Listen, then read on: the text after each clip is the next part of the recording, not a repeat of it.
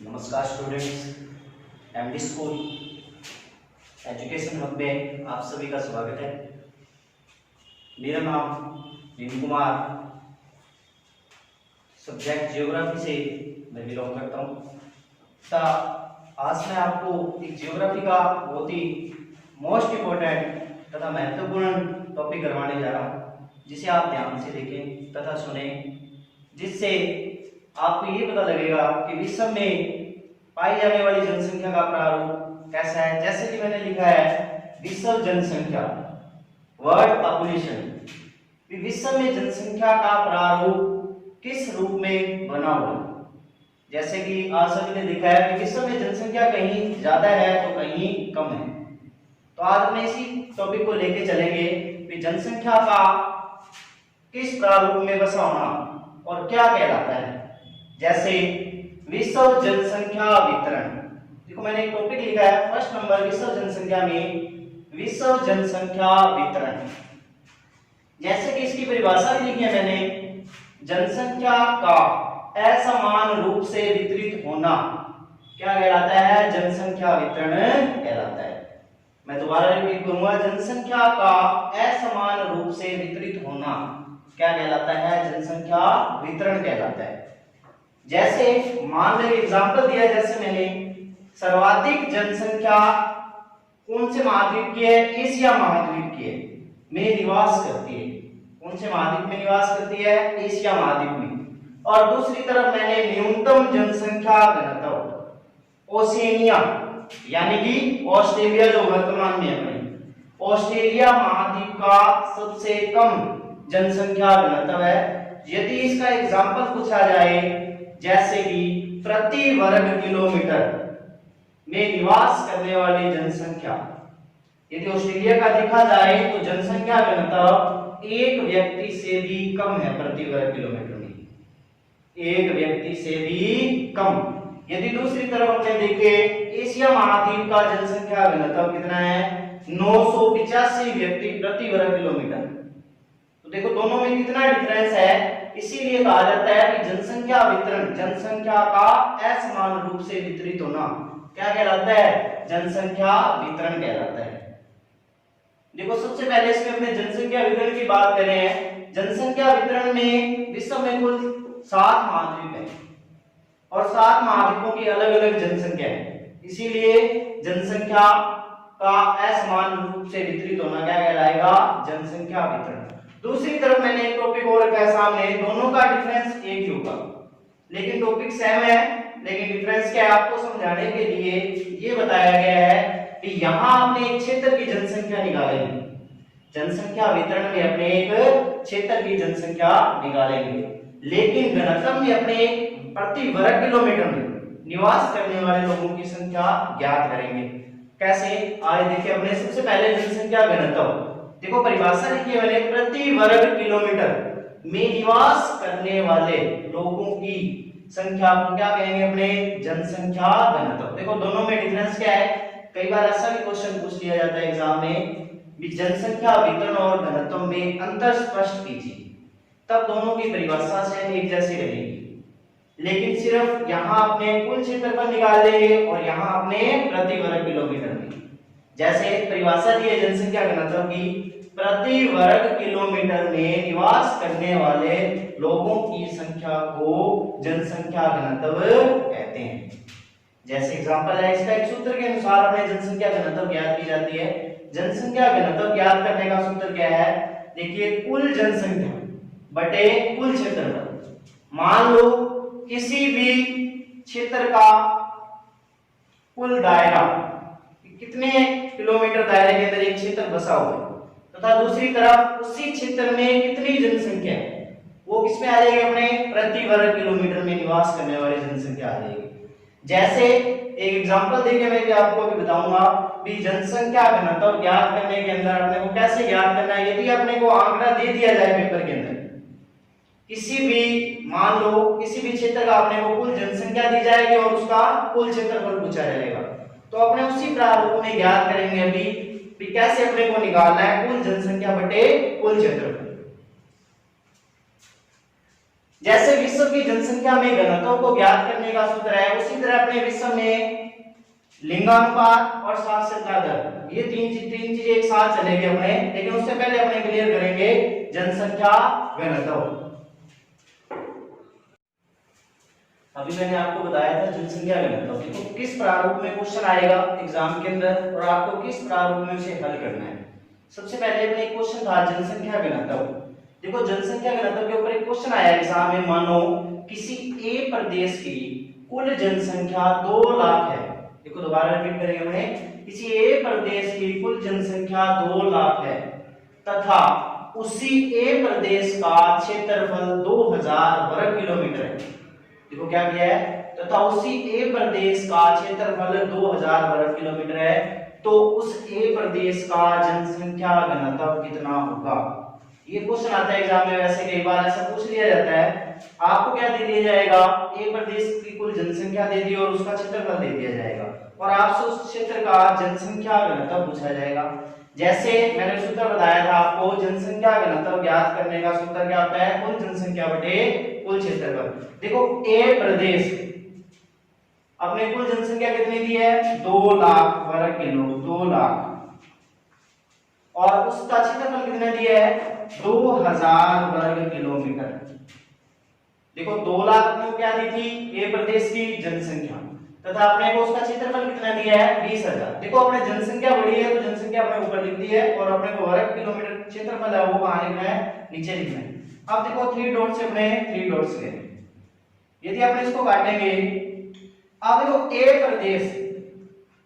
ए प्रदेश की कुल जनसंख्या कितनी आ गई, प्रति वर्ग किलोमीटर में, प्रति वर्ग किलोमीटर में ए प्रदेश बराबर क्या हो जाएगा, 100 व्यक्ति।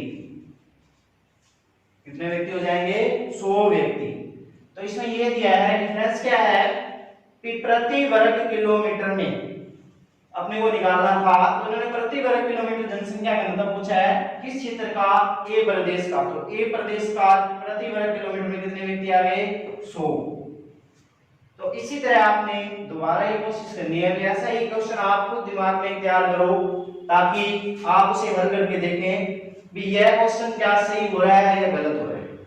यदि अपने ऐसे करेंगे, दोबारा देखो इसको, यदि अपने करके देख लें भी अपने पास 100 व्यक्ति आए हैं और 2000 वर्ग किलोमीटर क्षेत्रफल है, यदि 100 को अपने 2000 से मल्टीप्लाई करेंगे तो कितना आ जाएगा, 2 लाख व्यक्ति। 2000 वर्ग किलोमीटर का एग्जांपल भी है, जैसे अपने 2000 गुना 100, यदि अपने इसको डिवाइड करेंगे तो 2 लाख व्यक्ति क्या हो जाएंगे, 2000 वर्ग किलोमीटर में हो जाएंगे।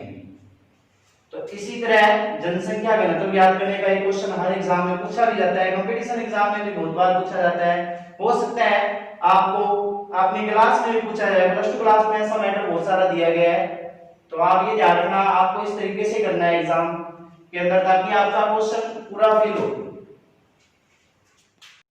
देखो जनसंख्या घनत्व के बाद अपने एक टॉपिक आता है, देखो मोस्ट है वैसे टॉपिक, जैसे विश्व जनसंख्या के अंदर दिया है जनसंख्या वितरण को प्रभावित करने वाले कारक।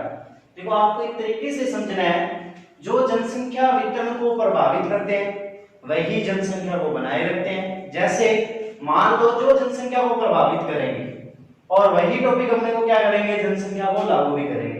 यदि आपको पूछ लिया जाए जनसंख्या को बढ़ाने वाले कारक, जहां जनसंख्या अत्यधिक होगी तो ही यही होंगे। यदि पूछ लिया जाए जनसंख्या को प्रभावित कौन से करेंगे, तो ही यही कारक होंगे। जैसे सबसे पहले मैंने दिया है जनसंख्या वितरण को प्रभावित करने वाले कारक, सबसे पहला दिया मैंने भौतिक कारक, और 2 नंबर पे अपने कौन सा आता है, आर्थिक कारक, और 3 नंबर पे अपने आता है सामाजिक या सांस्कृतिक कारक, और 4 नंबर पे आते हैं अपने राजनीतिक कारक। देखो राजनीति जिस क्षेत्र में होगी वहां लोग कम निवास करेंगे, क्योंकि जिस क्षेत्र की राजनीति थोड़ी हटके होगी उस क्षेत्र में लोग उस क्षेत्र से प्रभावित होंगे। तो किसको प्रभावित करेगा, यह कारक राजनीतिक कारक जनसंख्या को प्रभावित करता है। अब अपने सबसे पहले बात करते हैं भौतिक कारक। कौन से कारक की, भौतिक कारक। देखो भौतिक कारक के अंदर धरातल, फिर उच्चावच, और फिर दिया है मृदा या वर्षा, और फिर दिया है तापमान। देखो ये है भौतिक। भौतिक का मतलब क्या होता है, भूगर्भ।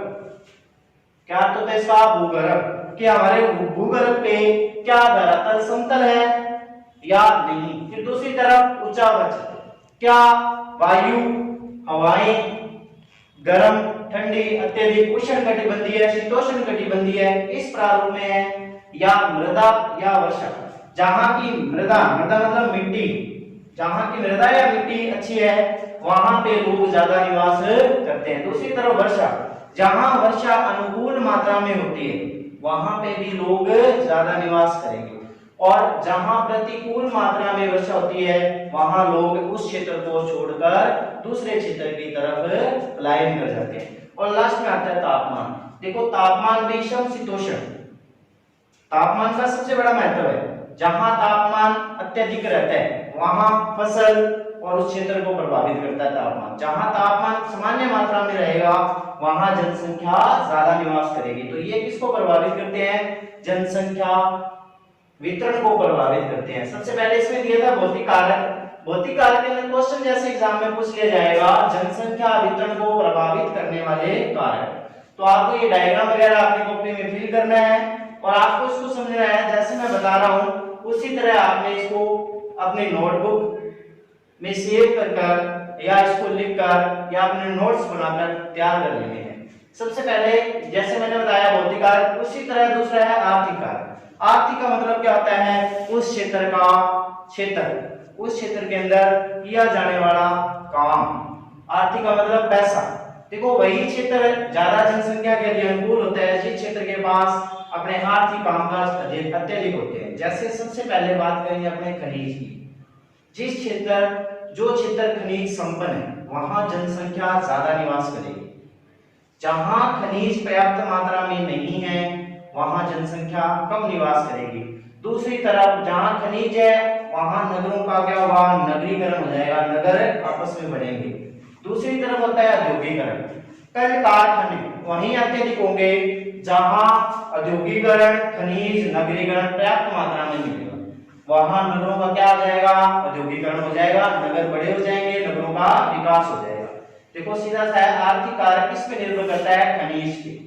दूसरा नगरीकरण, और लास्ट तीसरा दिया जिसमें औद्योगिकरण। औद्योगिकरण होता है बड़े नगर।